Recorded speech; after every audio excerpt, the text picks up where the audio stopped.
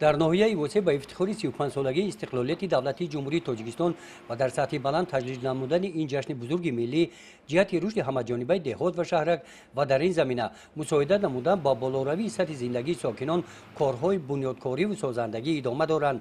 با این مناسبت در دهه جوانی دهات به نام عبدی عوضف در بنای مؤسسه تحصیلات تا مکتب آفتابک کارهای ساختمانی در این انشاءات اهمیت اجتماعی داشته در عرصه انجامیابی میباشند. بنای مذکور از سه آشونه عبارت بوده. در یک وقت در این مؤسسه 380 نفر کودکان با تعلیم و تربیت فرا گرفته میشوند. در کارهای ساختمانی بنا ساکنان محلی به کار جلب کرده شدند.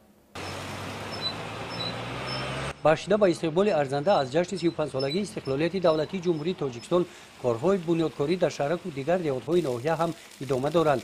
این انشاءات مرکز تجارتی و خدمترسانی شامی واسع نوبنیاد است. در انشاءات مذکور کارهای اساسی ساختمانی به انجام رسیده است. قسمت باقی مانده کارهای ساختمانی با صورت ادامه یافته طبق نقشه معین گردیده ساختمان ماه سپتامبر به انجام میرسند. در سن حولی مرکز تجارت و خدمترسانی شامی واسع برای استراحت و فراغت ساکنان شرایط‌های مساعد دمگیری فراهم آورده شدند. این مرکز در شفت شهرهای دوشنبه کلاب جایگیر میباشد. با شرافت جشن بزرگ ملی با دستگیری مقامات اجرایی حکومت دولتی ناحیه واسع با یکی از موضع‌های خوشمنظره در منطقه کلاب مبادل گردانیده شده است.